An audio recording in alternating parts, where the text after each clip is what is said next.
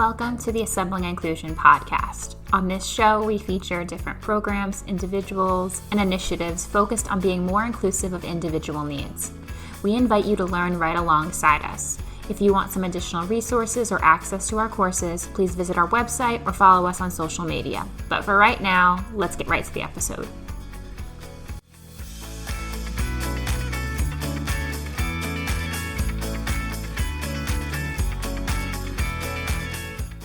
As an accessibility advocate and fan of educational technology, I'm always on the hunt for the newest technology tool to support learners. Recently, I came across Stickity, a free add-on that works within Google Docs and Google Slides. Stickity uses digital stickers to provide increased support for all students, including English language learners and students with disabilities. Today, we're going to be talking to Lauren Heil, the creator of Stickity.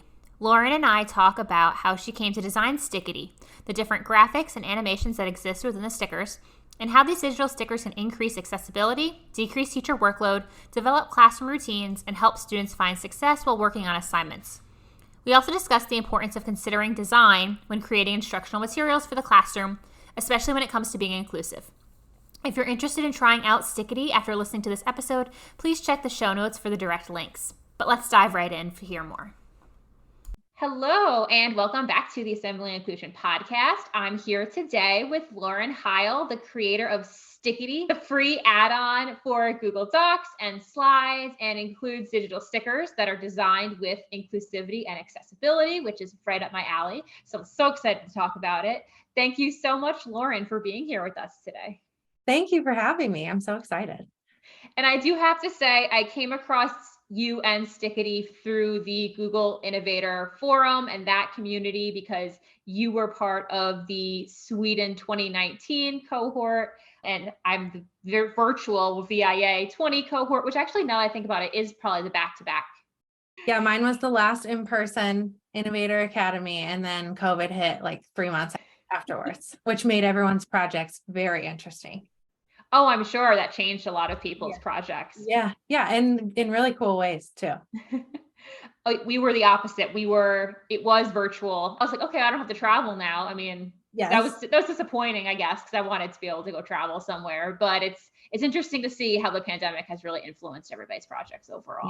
Yeah. You probably use the term pivot all the time in your academy. That was just the word for our academy as well, because there's just the whole world changed right after we all had brainstormed these projects that we were really passionate about. That was definitely a big one. I mean, even non-related to COVID, I feel like this project pivoted like 1,000 times, over exaggerating, but at least a couple of different times. It went through so many different iterations before coming onto the podcast. So it's been a journey. Keeps it interesting. So I wanted to talk to you about your new add-on. What inspired you to design and develop Stickity for Docs and Slides? So it started as my innovator project. This wasn't the exact project that I was creating. What I was picturing was something that would just completely build lesson materials for teachers, which is really difficult to create. But also I found that teachers really enjoy autonomy over what they're creating. And so when you're making something for them, it just takes away some of that joy of teaching. And I always loved making my own materials. So I sort of switched to think about what would teachers use that also left their creative autonomy as part of that lesson planning process. And so digital stickers wound up being the solution there. What I was doing prior to the Google Innovator Academy was thinking about design and how that impacted the way that students interacted with materials in my classroom. And honestly, it really didn't start as thinking about accessibility from the get-go for that, but it very quickly turned into that, because what I was finding was if I was thoughtful about the way I was designing materials, then all of a sudden I was hitting all of these IEP requirements or accommodations for multilingual learners or 504s or all of that stuff just by incorporating certain design elements into what I was creating. I should probably also say too, prior to teaching, I was a graphic designer and art director. So that's where a lot of this comes from, is that world in graphic design, and I worked in advertising. So what I picked up and learned there really applied to what I was in the classroom too. So it started with these icons that I created for class, and I would put them up on, the presentation that was up on the screen, and I would put it in their materials too. And I would start to really think about, okay, what am I saying too often? Like, what am I finding myself repeating that I am tired of repeating, frankly, or that clearly me just saying something isn't enough for every student. So I need to reinforce my communication somehow. And so I started thinking about all of those things, and I just built a library of graphics that really helped my own class materials. And then I just had to find out how to share that with teachers so that it didn't add to the work that they were doing, but just enhanced or made it a little bit faster what they were doing. And an add-on was the solution there.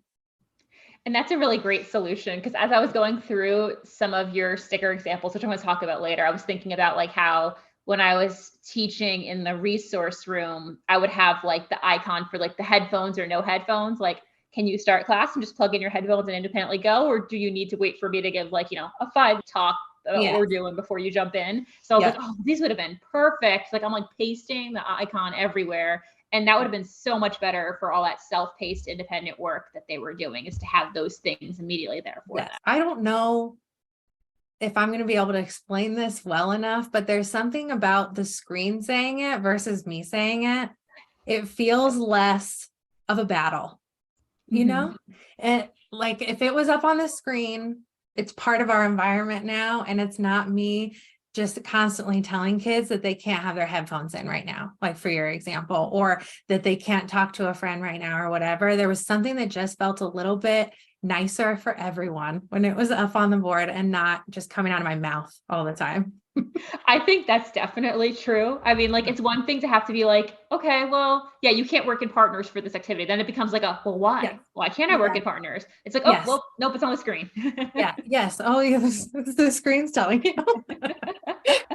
But listen to that. It'll be all good. I was always repeating myself. I think that's a battle everybody's experiencing. I don't know the science behind it, but it worked. It's so helpful. I was like, this is genius. This is what everybody really needs.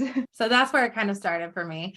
And then thinking about, how do I actually create something that teachers can interact with? Do I want it to be a separate tool? I'm a big believer that there is such a thing as too many tools that you're using in class or that you're using to build your materials. So I really wanted to make it something that's just part of what they're already using. And so the add-on was the automatic solution there for sure. And then being able to use what I learned when I was teaching computer science, because that's what I taught, middle school computer science, being able to use that to create something was really fun and really cool. I think the add-on is a great idea because there are so many things out there like, oh, there's this website, there's this, but again, add-on is like nicely hidden away in docs and slides that you're already using in your classroom anyway. So it's like, you don't even have to think about it. Like you can just click and it's right there, which is really nice. It makes it easy to use. Yeah, for sure. So can you describe what types of stickers are currently available? I know you said you used like your graphic design background to design all these icons. And I know from looking, there are so many options. Well, I'll tell you about the sticker libraries. There's far less of those, but so there's 8 different libraries, a little bit different depending on if you're using docs or slides, because you can use it in both, because we use docs differently than the way we use slides, right? So you're going to need different styles of graphics. So for all of them, there is the expectations library. That's all your icons, right? Of, we're silent right now, or we're working in groups or whatever. And then the content support. So that's really the instructions that you don't want to say a million times. So paste your link here or type here, or just helping students interact with whatever the content is without removing rigor from what you're asking them to do, because that's a big one too. I didn't want to make things easier. I just wanted to reduce the barriers to actually accessing that content, right?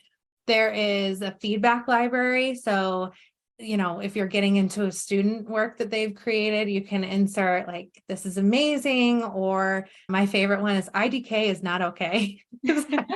I got that all the time on questions with Yes. IDK. But so there's all these different feedback stickers. So some that are suggesting things like check your punctuation, just the things that you find yourself saying a lot.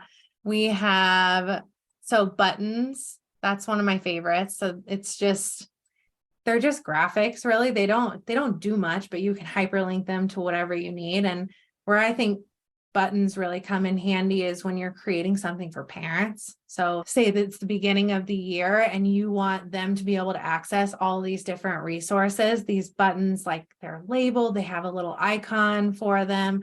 Great for parents. I taught in a community where a lot of parents didn't speak English either. And so having that icon next to it would be super helpful. We have steps and levels. So, just your processes that you want to be really loud about in class. Where I found like the big steps graphics were the most helpful was my students on the ASD spectrum.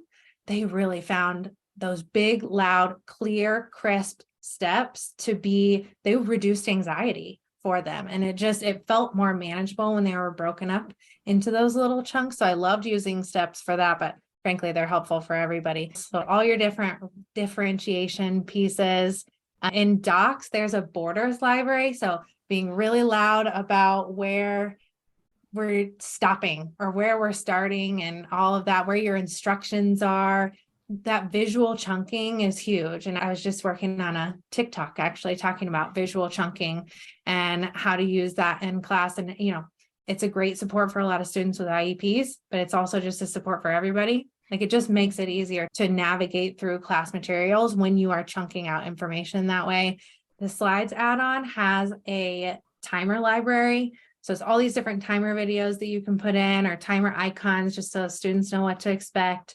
And then I put in some fun and games ones. So like, welcome or congratulations, there's some confetti, some sparkles, all the fun stuff that we like to add to our slide decks. I love all those options. I like what you said about how it's removing the barrier, we're not removing the rigor, which I think is so important because a lot of people tend to jump to removing some of the rigor from the assignment as opposed to like chunking and breaking down the assignment. And it's like, no, like the students can do it. They just need these supports. Yeah. So I think that this is great for that because I did so much work with self-paced because, I had to get through with like every other special ed teacher, you have to get through the curriculum that everybody else is getting through, but they have their individual goals and their individual needs. And it's like, well, how do I do both? So it was so much self-paced work that I'm like, this would have been perfect, especially those steps and like highlighting where those are, because that was always a challenge. Like I have to like color code it. And I'm like, that's not like enough. Like I need something else. So like, I like that there's like stickers. They're big and they're loud, and the steps especially. So I have simple steps and then just some numbers and letters for labeling and all of that. And all of them were designed to go with the Google color palette. So you can automatically find the exact blue of step 1 and the exact yellow of step 2. And it all kind of goes together, which is aesthetically pleasing, but also helpful. I love that color coding. And just because I'd always be pulling my color picker because I'm like, it has to be the right shade. So I like that it's already done for me. That's like one less thing I have to do. Yes, totally. So you talked a little bit about this already when you were discussing some of the stickers, but what elements of Stickity do you find specifically helpful for making things accessible for students who are classified with a disability?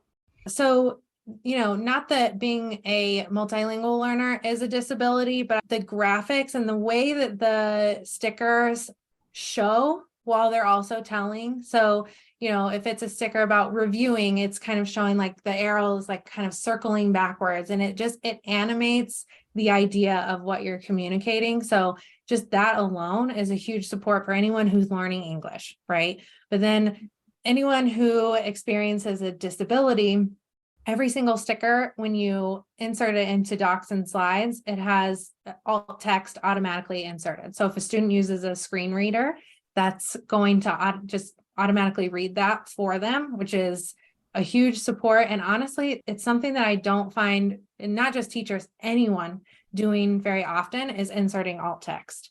And sticking with the vision disabilities, or if there's someone who's maybe doesn't need a screen reader, but it's low vision, so maybe they're colorblind or just need a higher contrast. So every single thing that you would insert from Stickity meets the WCAG guidelines that a web designer would use to make sure that a website is accessible. So there's all these rules out there for creating accessible materials for people to use. So if it's your business or if it's an app or something like that, if you make money off of it, you know that you need to create something that's accessible for everyone to use.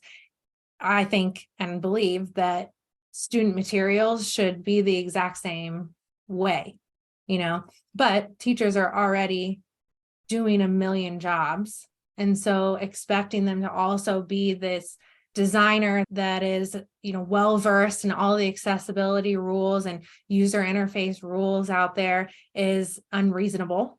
And so creating something that does it for them is really what I wanted to do. But just the fact that stickers, like using those same graphics over and over again, creates this sense of stability and consistency that any student that experiences anxiety, or I mentioned students on the ASD spectrum, that predictability is huge for feeling successful in class. And that can be the barrier that prevents them from accessing classwork that day, is feeling like they don't know how they're going to do that, or that they already feel like they can't if there's too much on a page or something like that. And so thinking about supporting anyone who experienced that immediate anxiety when they're handed an assignment or when they pull it up on their screen, how stickers can kind of affect that or improve that.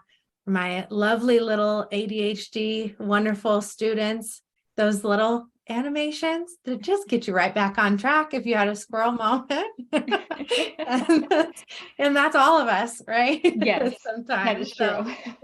So having the little animations there, it's not going to distract you necessarily, but it's going to catch your eye to pay attention to something that's really important. And then those timers for disabilities that experience anxiety, or that I taught a lot of students of trauma too. And so these timers that I was using in class, and I was the teacher who needed to use timers. Like I would go over to a table and start talking to them about their weekend, and half of my class would be over. So I needed the timers more than the kids needed the timers. But the timers that I was using were either like crazy music in the background, so I would turn the music off, and then now they're not effective anymore. Or they would have these unbelievably loud alarms at the end. And like, I felt like half of them were police sirens. And so that would be so like kids would jump when the timer would go off. And for a lot of kids, that's no big deal and they can just move on in class.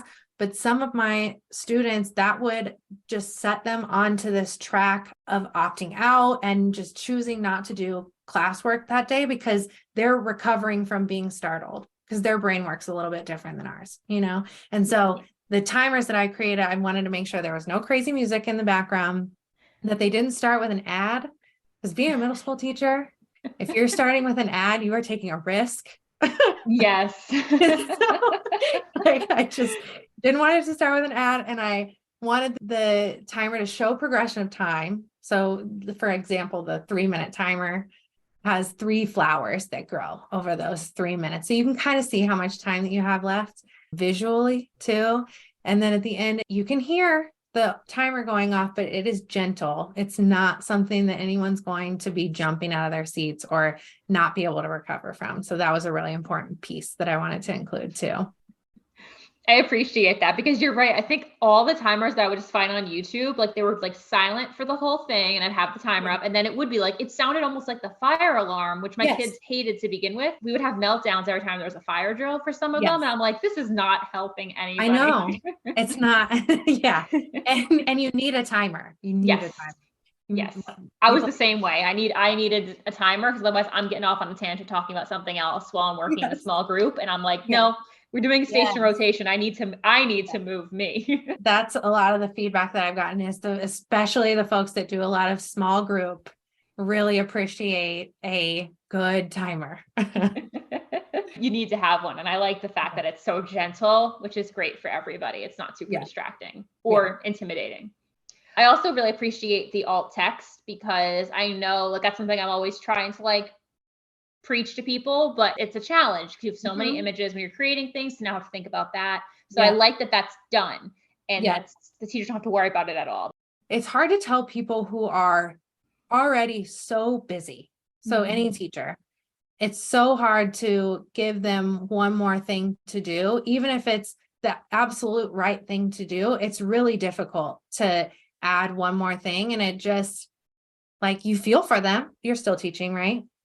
I moved into technology now. I'm still in a district. I'm not in the classroom anymore. So we both know you could be telling me the answer to all my problems, but if it meant adding extra hours of work for me, then I would choose not to do it sometimes because I'm just trying to get through the week. And that's totally understandable. I mean, I've seen a lot of people who are like, okay, now I have to go in and add alt text to all these images. I'm just going to take some of the images away. And it's like, well, now you can just freely add them, and you know that accessibility is there. You don't have to worry about it. There's so much, especially now in classrooms, there's so much more being piled on. It's nice to take one thing off the plate and still have it be accessible.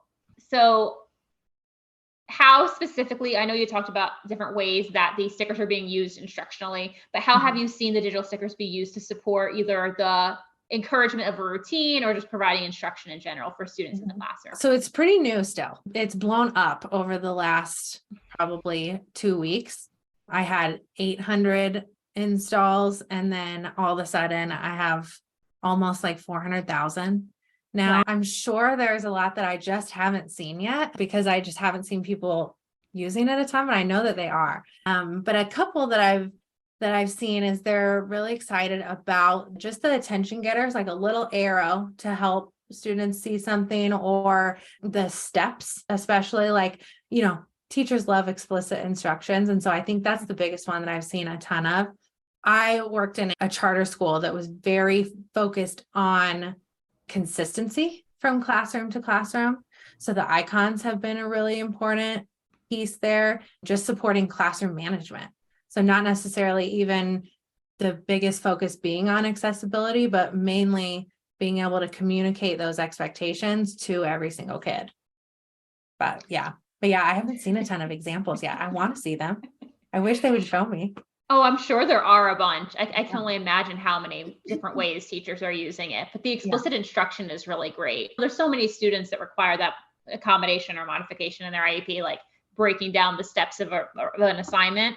And like, bullet points are just so ugly. Like, not to be like, it's not aesthetically pleasing about it, but I'm like, oh, like it's great because it chunks, but it's like not great to look at. So having those graphics is really nice. Aesthetically pleasing matters.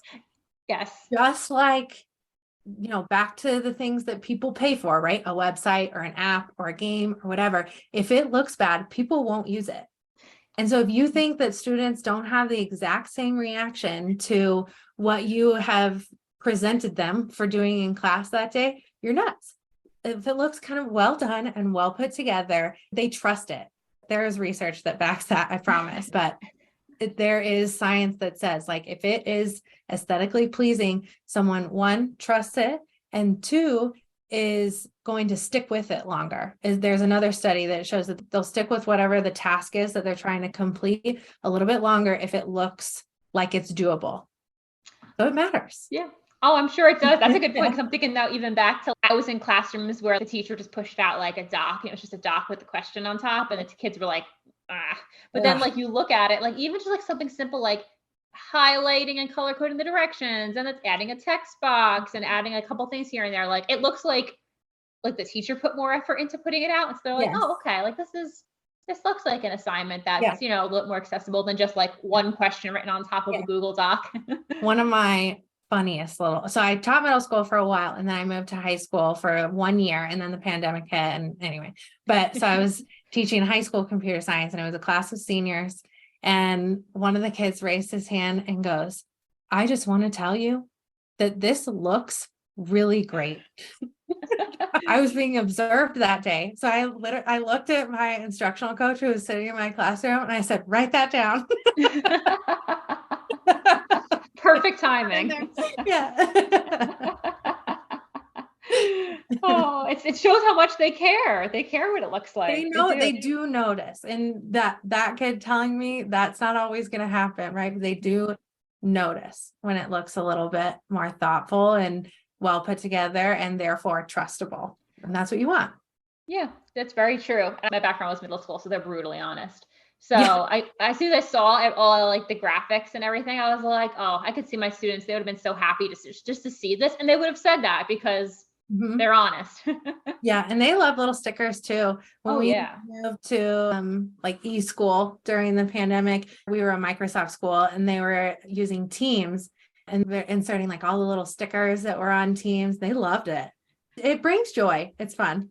It does. It does. We were a meet school. So when the reactions came up for meet, or like I showed them how to do like the emojis Yes. keyboard and Yeah. it was great. We would do read alouds and they would like put their emoji reactions in the comments. So they love all that stuff. Yeah. All ages. Yes.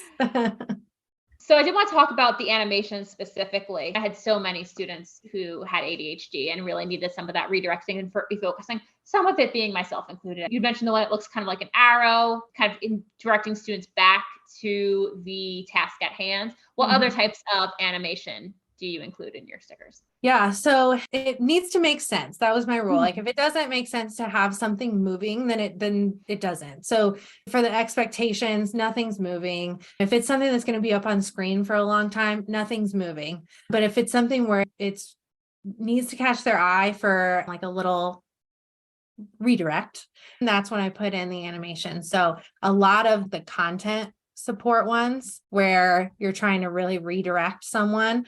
So copy and paste, or I'm looking for, or like there's look for. So I would have used that one a lot when I'm just trying to help kids. Like, here's the main point that I want you to be kind of looking for if you're reading something or things like that. And so it just has the little eyes going back and forth, or you're on track. It looks like a little dashed line kind of moving across the page. The learning target or the objective, like an animated little target for them, Oh, which should be, that should be an important piece to start out class with too. But then you think about when you're being observed and the one question that they decide to ask the student that doesn't pay attention ever. It's like, hey, what's your learning goal for today? Well, that should be a lot easier to find now to have that in there, or just kind of redirect them back to what they're doing. Vocabulary, prioritize it just describes kind of what that is. So the I is 3 little dots and it just checks off as it goes down. So I just wanted to reinforce the idea of it. There's also flashing lights, like a red light kind of going on and off, green and yellow. And so thinking about ways that you can use that in class, like I would have probably used that for labeling, like mark which statement is true or false, or, ideas that you love or ideas that are a maybe for you or whatever, using those to allow like some drag and drop activities and slides and things like that. So just thinking about ways to reinforce what the idea is of what you're trying to get someone to do or to accomplish, and how you can use an animation to communicate that visually. it's great how much thought went into designing each one so that it's an appropriate animation. I love the look for. That's something I would have used. I was mostly language arts. So Yeah. we were always going back and forth between the text and the question and the text and the question. So I like that there's that animation. And also just like, I was thinking even just like the arrow to go back to like, oh, this is where you're writing, because like you Yes. have a long document Yeah. with a prompt or something. And Yes. where am I typing my answer? So I have a little type here sticker that would go into wherever you want them to type. And it has the blinking cursor and then like a little arrow, and it doesn't move very often, but it's just enough to kind of catch your eye. But stuff like that matters. Back to websites and apps, they have those fields already, like they're a different color or they have something pre-populated in there. And, doing that in every single student material, that's going to take a ton of time, but at least having something in there that students can learn to look for, like after 2 weeks of using that, they are going to be so fast in figuring out exactly where that they put in their answer. And again, that can be the hurdle that stops them from completing classwork that day. It's like, I didn't know where to type. But like, that sounds insane as an adult, but for a 12-year-old, that makes perfect sense sometimes. I didn't know where to type, so I didn't do my classwork today. And I've heard students say that. Yeah. Yeah. So instead of my like co-teaching classes, they were like, I don't know where to put my answer. Yeah. And it's like, I know. anywhere else in the document? But like, I can't make your brain function a different No. way because you are 12. And so I cannot fix this problem. It just has to happen with time. But what I can do is be really loud about where you type. About where exactly to put it. There you go. There's the Yes. graphic for you. I've Here done for you it to type. all. I love that. So what have been some of the, I know it's very early on, but you have a lot of users but you're still getting some of that feedback from teachers as they're using it. But overall, just what do you think are some of the benefits of teachers in starting to use Stickity in their classrooms and their instructional lesson designs? Yeah. I mean, aside from just the fact that you're creating materials that are easier to use for all students, but thinking about, selfishly how it's going to impact a teacher is it's going to save some time. One, you're saving time by creating materials like just by clicking, right? It just automatically inserts everything in there that you would want or need. But then two, it saves you time in class where really every minute counts. Like if you think about the amount of times that you have to stop and reset and recommunicate what the expectations are and things like that, imagine if even 50% of that was taken away by being very clear about your expectations in class that day. So that's going to be a huge benefit. I found when I was just using my own icons and my own graphics before I created this, that it was beneficial in the way that I planned a class. Like if I noticed that I was using a silent icon a lot, I would go through and find some opportunities for students to talk to each other, because we both taught middle school and we know, and it's not just middle school, but it's, if it's too silent for too long, then now you just have antsy kids. Yeah. So giving them opportunities to talk and collaborate with one another, that's just good teaching too. And so I would catch myself using that silent icon too much and then would go in and kind of rethink about how I wanted them to complete that particular activity. So it was helpful to me in just creating experiences for kids where they looked forward to my class and wanted to be there and felt successful and were able to work together and build those key skills of just working with groups and neighbors and all of that stuff, where like I think I would just jump to the easy spot of having them do it silently and independently sometimes, because I knew I could avoid some classroom management stuff.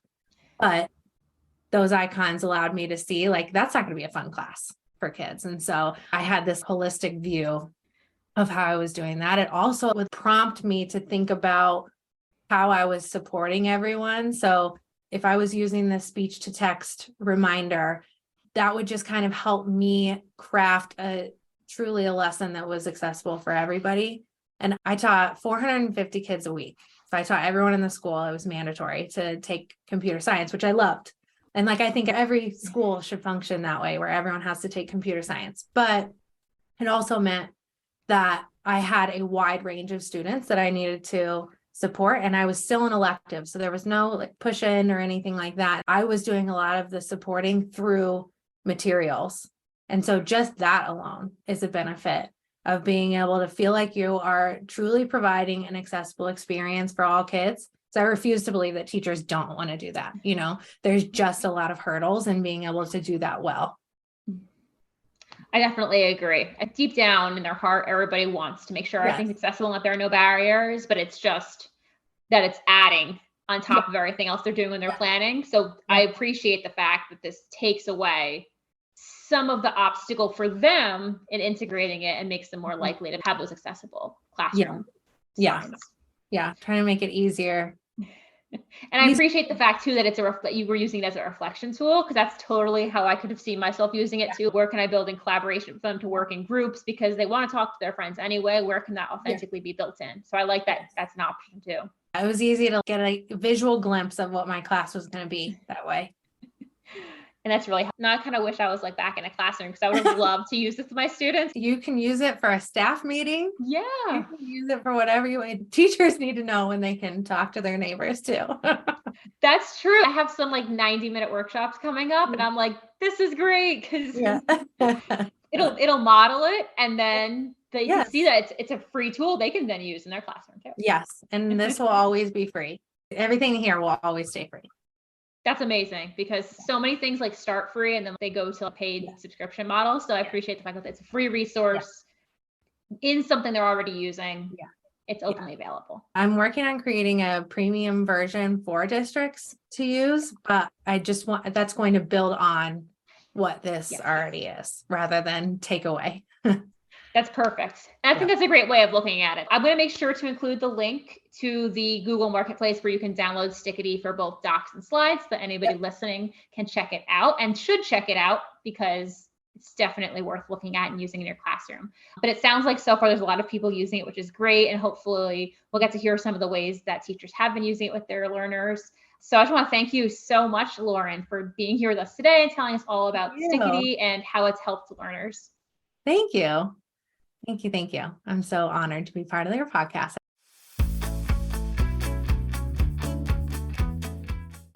Thanks for listening to this episode of the Assembling Inclusion podcast.